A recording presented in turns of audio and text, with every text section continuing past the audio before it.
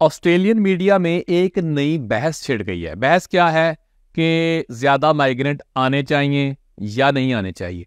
यही मीडिया में पहले रिपोर्टिंग ये होती थी 2024 के अंदर कि भाई बहुत ज़्यादा माइग्रेंट्स आ रहे हैं, नेट माइग्रेशन हो रही है, इससे हाउसिंग क्राइसिस आ जाएगा, ये हो जाएगा, वो हो जाएगा।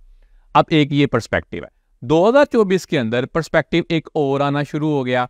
अब जैसे कि बयान अभी आया रिसेंटली KPMG के चीफ इकोनॉमिस्ट का, उन्होंने ये कहा कि हमें शॉर्ट टर्म सोल्यूशन की तरफ नहीं जाना चाहिए, हमें लॉन्ग टर्म सोल्यूशन को देखना है। तो जो माइग्रेशन है या स्किल माइग्रेशन है, इससे उस तरह चीज़ें इम्पैक्ट नहीं होंगी। यानी कि अगर लॉन्ग टर्म देखा जाए तो ये बेनिफिशियल है, फ्रूटफुल है, पॉजिटिव है स्किल माइग्रेशन ऑस्ट्रेलिया के लिए।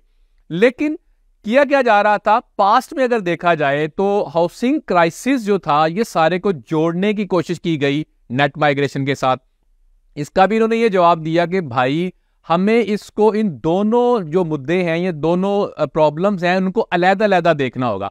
हाउसिंग क्राइसिस का जो मकसद है, हाउसिंग क्राइसिस की जो रीजन है वो ये है कि हाउसिंग अप्रूवल्स बड़े स्लो आ रहे हैं, बहुत ज्यादा स्लो डिलीवरी है नए घरों की। जो 1.2 मिलियन घर चाहिए उसकी बड़ी स्लो डिलीवरी है। और दूसरी तरफ अगर आप माइग्रेशन देखें, नेट माइग्रेशन, तो इसका लॉन्ग टर्म फायदा ही फायदा है। इसको थोड़ा सा टाइम दें, ये बिल्कुल सेटल हो जाएंगी चीजें, खुद बहुत नेचुरली ही सेटल होंगी। हो सकता है कि देखें आप इन दोनों को अलग-अलग देखें तो आपका ये सोल्यूशन आ सकता है।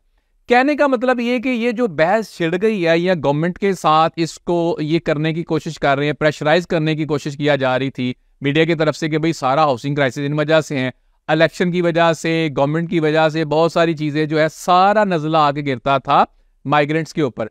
अब स्किल माइग्रेशन के हवाले से या माइग्रेंट्स के हवाले से लोग बोलना शुरू हो गए हैं। ये रिपोर्ट छपी हैं, बयान छपे हैं, आप स्काई न्यूज में भी है, द ऑस्ट्रेलियन में भी है, डेली टेलीग्राफ पे भी छपा है। कहने का मतलब ये है कि आप कम से कम कोई इस फेवर में बात कर रहा है कि जो स्किल माइग्रेशन है भाई वो बेनिफिशियल है ऑस्ट्रेलिया के लिए।